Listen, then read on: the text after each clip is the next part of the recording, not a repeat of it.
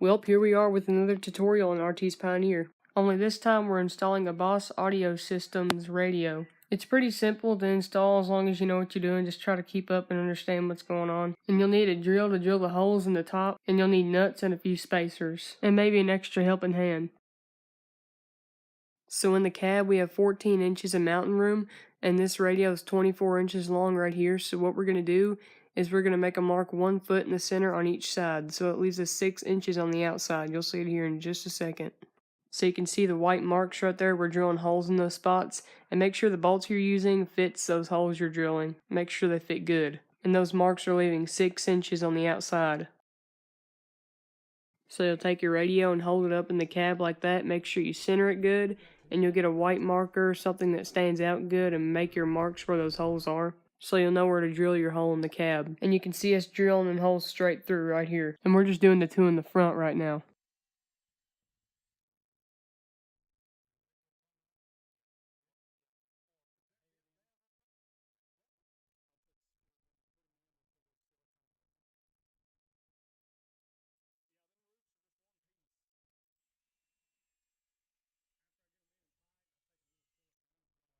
So then we went to the top and put the bolts through the holes. Before you drill the other 2, you'll get the radio lined up good with the first 2 you drilled, and then make your marks in the back, and then you can drill through the top. Remember, they're a foot in the center.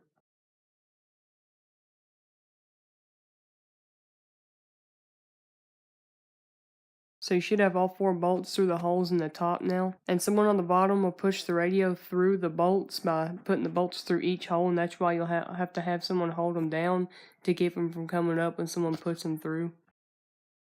You'll see whenever it's all done. So the person on top will have some kind of wrench to put over the bolt to keep it from moving, while the person on the bottom will tighten the nut on the bolts on the back side. Remember, on the back side, you're just putting a nut on there. On the front, you'll put a spacer and a nut on there. You'll see it whenever it's done. And this is what I was talking about whenever I said push the radio through the bolt. And you can also see we just got plain Jane nuts on the back, and on the front we've got the spacers and the nut on there. I hope to goodness it all makes sense now.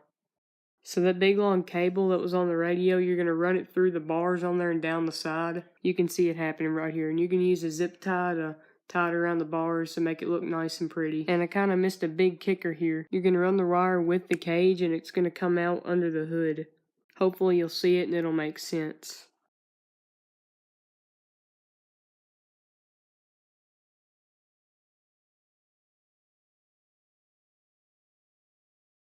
And there's extra wire there that has something to do with the additional features of the radio, but we're not using them, so we're just going to tie them off to the side. So under the hood, on the positive side of the battery, we're removing the red rubber protector so that way we can hook our wires up. And here is the fuse that's got a wire looped around it. What you're going to do is snip that wire in half like that. And then you'll take wire strippers and strip just a little bit off on each end. And then you'll kindly twist the copper on each end like Doc's doing. I didn't get it on film, but you're going to crimp a terminal on one end and a butt splice on the other like that.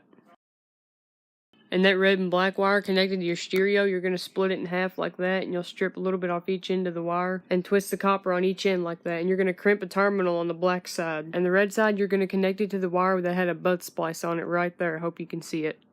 So what you're going to do next is loosen the negative battery terminal. Keep pressure on it when you're loosening it.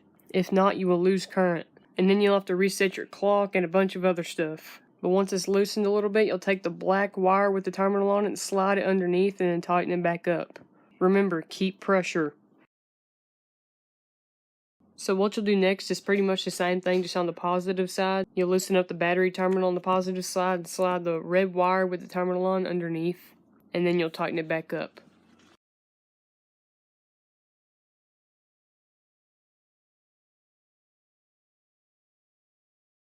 So when that's said and done, this is what you should look like on each side of the battery, positive and negative side. So all that extra wire, you'll wad it up and tie it together so that way it don't flop around. And then just put it in a little spot for extra wire.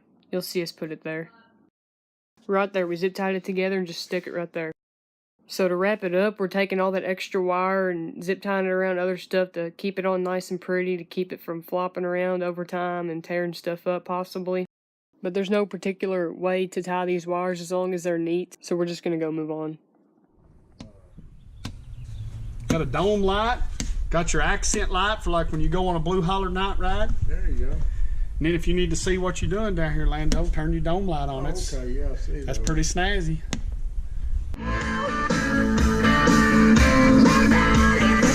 But anyway, guys, that's it for this radio install. I hope y'all enjoyed or learned something. And if you did, please leave a like and leave a comment on what you thought. And subscribe if you're new to the channel. And share this channel with everybody else. We got lots of fun stuff headed this way. And I will see y'all in the next video. Goodbye.